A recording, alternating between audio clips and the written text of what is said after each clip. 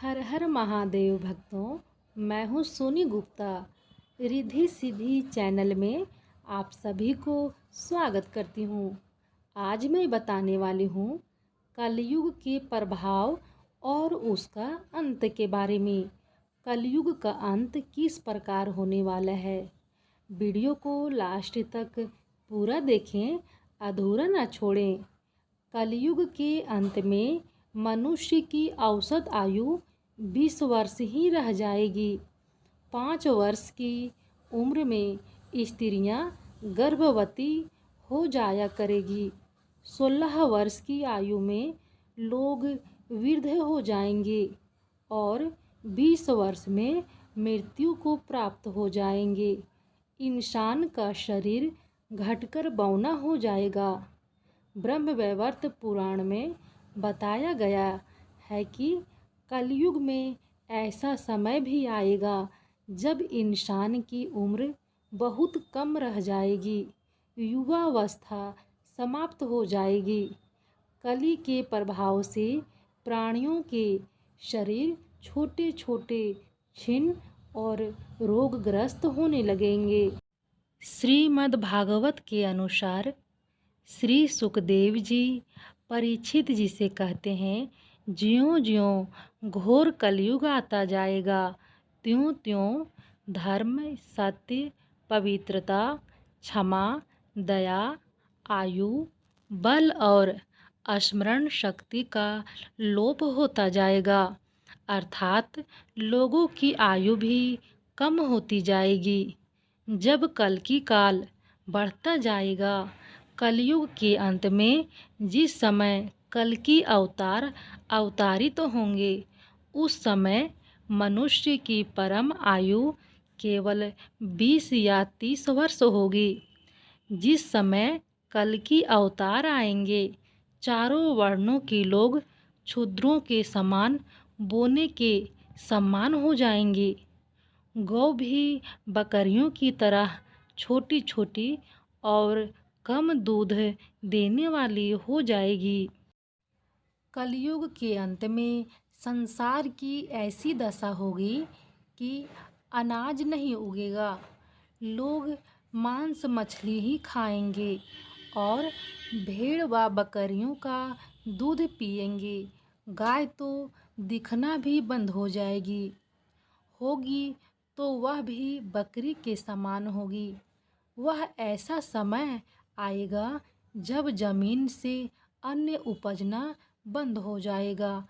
पेड़ों पर फल नहीं लगेंगे। धीरे धीरे ये सारी चीज़ें विलुप्त हो जाएगी। मनुष्य का स्वभाव स्त्रियों के प्रति कठोर हो जाएगा। स्त्रियां कठोर स्वभाव वाली व कड़वा बोलने वाली होगी। वे पति की आज्ञा नहीं मानेगी। जिसके पास धन होगा उसी के पास स्त्रियां होगी। मनुष्य का स्वभाव गधों जैसा दुस्साह, केवल गृहस्थी का भार ढोने वाला रह जाएगा। लोग विषयी हो जाएंगे। धर्म कर्म का लोप होता जाएगा। मनुष्य जप रहित, नास्तिक व चोर होते जाएंगे। सभी एक दूसरे को लूटने में लगे रहेंगे। कलयुग में समाज हिंसक हो जाएगा। जो लोग बलवान होंगे उनका ही राज चलेगा। मानवता नष्ट हो जाएगी। रिश्ते खत्म हो जाएंगे। एक भाई दूसरे भाई का ही शत्रु हो जाएगा। जुआ, शराब पर स्त्रीगमन और हिंसा ही धर्म होगा। एक समय ऐसा आएगा कि पिता पुत्र का और पुत्र पिता का वध तक करने लगेंगे।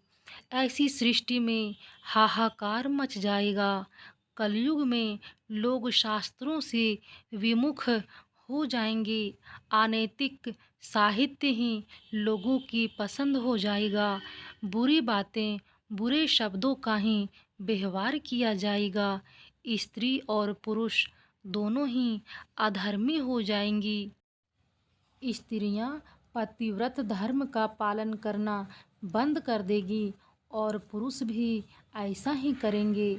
स्त्री और पुरुष से संबंधित सभी वैदिक नियम विलुप्त हो जाएंगे। स्मरण शक्ति का लोप होता जाएगा, अर्थात लोगों की आयु भी कम होती जाएगी।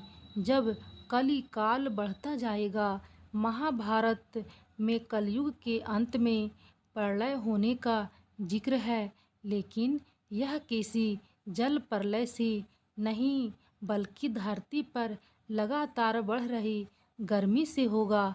महाभारत के वन पर्व में उल्लेख मिलता है कि कलयुग के अंत में सूर्य का तेज इतना बढ़ जाएगा कि सातों समुद्र और नदियाँ सूख जाएगी, वर्षा पूरी तरह से बंद हो जाएगी, सब कुछ जलकर नष्ट हो जाएगा। इसके बाद फिर 12 वर्ष लगातार बारिश होने लगेगी, इस तरह से जिससे सारी धरती जलमग्न हो जाएगी। जल में फिर से जीव की उत्पत्ति की शुरुआत होगी। महर्षि व्यास जी के अनुसार कलयुग में मनुष्य में वर्ण और आश्रम संबंधी प्रवृत्ति नहीं होगी। वेदों का पालन कोई नहीं करेगा। कलयुग में विवाह को धर्म नहीं माना जाएगा। शिष्य गुरु के अधीन नहीं होंगे। पुत्र भी अपने कर्म का पालन नहीं करेंगे। कोई किसी कुल में तो कोई किसी कुल में पैदा होगा। जो बलवान होगा वही कलयुग में सबका स्वामी होगा और सभी वर्णों के लोग कन्या को बेचकर निर्वाह करेंगे।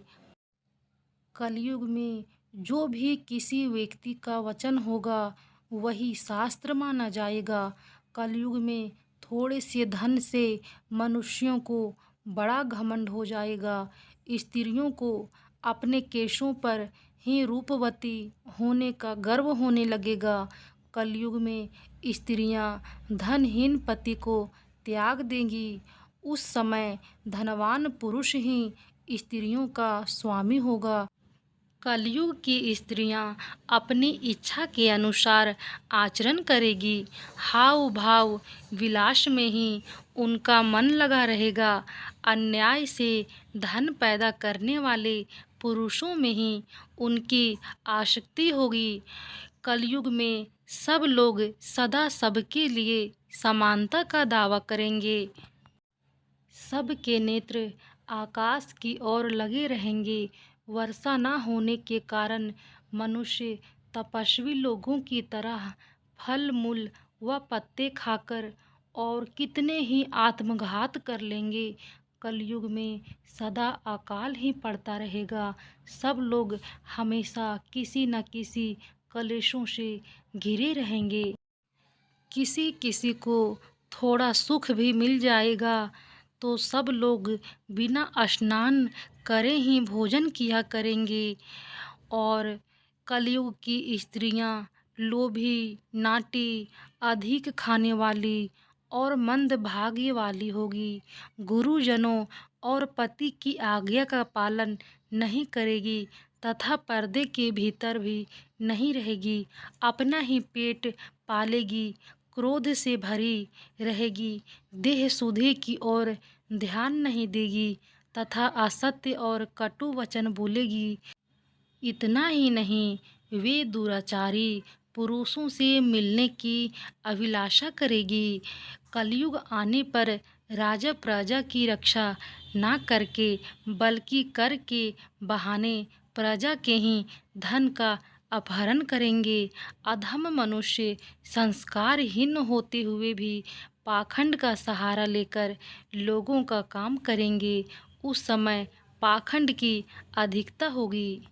संस्कारहीन होते हुए भी पाखंड का सहारा लेकर लोगों को ठगने का काम किया करेंगे। उस समय पाखंड की अधिकता और अधर्म की वृद्धि होने से लोगों की आयु कम होती चली जाएगी। उस समय 5, 6 अथवा 7 वर्ष की स्त्री और 8, 9 या 10 वर्ष के पुरुष से ही संतान होने लगेगी। घोर कलयुग आने पर मनुष्य 20 वर्ष तक ही जीवित रह पाएंगे। उस समय लोग मंदबुद्धि, व्यर्थ के चिन्ह धारण करने वाले, बुरी सोच होने वाले होंगे। लोग ऋण चुकाए बिना ही हड़प लेंगे, जिनका शास्त्रों में कहीं भी विधान नहीं है। ऐसे यज्ञों का अनुष्ठान होगा। मनुष्य अपने को ही पंडित समझेंगे और बिना प्रमाण के ही सब कार्य किया करेंगे। तारों की ज्योति फीकी पड़ जाएगी, दसों दिशाएं विपरीत होगी। पुत्र पिता को तथा बहुएं सास को काम करने भेजेगी। कलयुग में समय के साथ साथ मनुष्य वर्तमान पर विश्वास करने वाले, शास्त्र ज्ञान से रहित, दंभी और अज्ञानी होंगे। जब जगत के लोह सर्वभक्षी हो जाएं, स्वयं ही आत्मरक्षा के लिए विवश हो जाएंगे तथा राजा उनकी रक्षा करने में असमर्थ हो जाएंगे, तब मनुष्यों में क्रोध, लोभ की अधिकता हो जाएगी। कलयुग के अंत के समय बड़े बड़े और भयंकर युद्ध होंगे। भारी वर्षा, प्रचंड आंधी और जोरों की गर्मी पड़ेगी। लोग खेती काट लेंगे, कपड़े चुरा लेंगे, पानी पीने का सामान और पेटियां भी चुरा ले जाएंगे। चोर अपने ही घर में जैसे चोरों की संपत्ति चुराने लगेंगे। हत्यारों की हत्या होने लगेगी। चोर से चोरों का नाश हो जाने के कारण जनता का कल्याण होगा। युगांत काल में मनुष्यों की आयु अधिक से अधिक 30 वर्ष की होगी। लोग दुर्बल, क्रोध, लोभ तथा बुढ़ापे और शोक से ग्रस्त होंगे। उस समय रोगों के कारण इंद्रियां क्षीण हो जाएगी। फिर धीरे धीरे लोग साधु पुरुषों की सेवा, दान, सत्य एवं प्राणियों की रक्षा में तत्पर होंगे।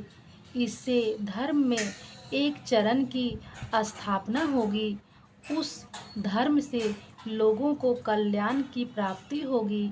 लोगों के गुणों में परिवर्तन होगा और धर्म से लाभ होने का अनुमान होने लगेगा। फिर श्रेष्ठ क्या है, इस बात पर विचार करने से धर्म ही श्रेष्ठ दिखाई देगा। जिस प्रकार कर्मशः धर्म की हानि हुई थी, उसी प्रकार धीरे धीरे प्रजा धर्म की वृद्धि को प्राप्त होगी। इस प्रकार धर्म को पूर्ण रूप से अपना लेने पर सब सतयुग देखेंगे। यह वीडियो कैसा लगा कमेंट बॉक्स में ज़रूर बताएं। फिर मिलती हूँ नेक्स्ट वीडियो में।